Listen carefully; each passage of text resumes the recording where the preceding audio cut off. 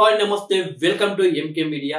తాజాగా press meet నిర్వహించిన తెలంగాణ రాష్ట్ర ముఖ్యమంత్రి రేవంత్ రెడ్డి గారు సంచలన వ్యాఖ్యలు చేయడం జరిగింది.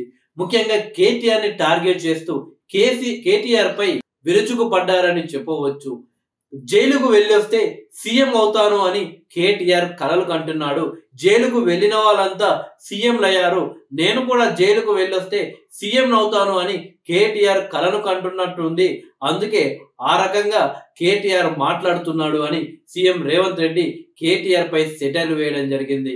ఒకవేళ జైలుకు వెళ్ళొచ్చిన వాళ్ళే ముఖ్యమంత్రి అయితే మీ పార్టీలో ముఖ్యంగా మీ కుటుంబంలో నీకంటే ముందు మీ చెల్లి కవితమ్మ జైలుకు వెళ్ళి వచ్చింది. మరి ఆ లెక్కన చూస్తే మీ చెల్లే కదా అయ్యేది, నువ్వేం చేస్తావు కేటీఆర్ మరి ఇప్పుడు అంటూ కేటీఆర్ ని సీఎం రేవంత్ రెడ్డి గారు ప్రశ్నించడం జరిగింది. మొత్తానికి కేటీఆర్ అలాగే సీఎం రేవంత్ రెడ్డి మధ్య అయితే జరుగుతుంది అని చెప్పవచ్చు. నిన్న జరిగిన ప్రెస్ మీట్ లో రేవంత్ రెడ్డి గారు కేటీఆర్ గారికి ఒక పేరును కూడా నామకరణం చేయడం జరిగింది. సైకో రామ్ అంటూ కేటీఆర్ కి నామకరణం చేశారు సీఎం రేవంత్ రెడ్డి గారు.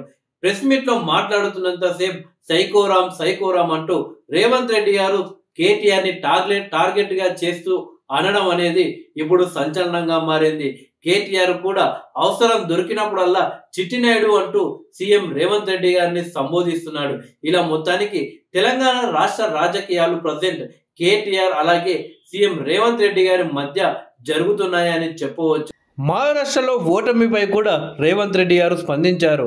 మహారాష్ట్రలో గెలుపుతో సంబరాలు చేసుకోవడానికి ఏముందని సీఎం రేవంత్ ప్రశ్నించారు. అక్కడ ఓటింగ్ సరళిని పరిశీలిస్తే రాష్ట్ర ప్రయోజనాలకు కేంద్ర సర్కారుకు వేర్వేరు ప్రాధాన్యతలతో స్థానిక ప్రజలు ఓటు వేసినట్లు స్పష్టమవుతుందని అన్నారు. మహారాష్ట్రలో గొప్ప విజయం సాధించామని బీజేపీ చెబుతుందని, కానీ 2 లోక్సభ ఉప ఎన్నికల్లో కాంగ్రెస్ గెలిచిందని గుర్తించాలన్నారు. కర్ణాటకలో 3 అసెంబ్లీ నియోజకవర్గాలకు, బెంగాల్లో 6 నియోజకవర్గాలకు ఉప ఎన్నికలు జరిగితే బీజేపీ ఎక్కడా గెలవలేదన్నారు.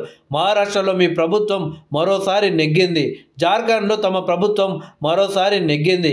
ఇందులో బీజేపీ సంబరాలు చేసుకోవడానికి ఏముందో తనకు మాత్రం అర్థం కావడం లేదన్నారు. తెలంగాణలోని ప్రజాప్రభుత్వాన్ని రాజకీయంగా నిందించాలి కాబట్టి ఈ కోణంలో సంబరాలు చేసుకుంటున్నారా అని ప్రశ్నించారు సీఎం రేవంత్ రెడ్డి.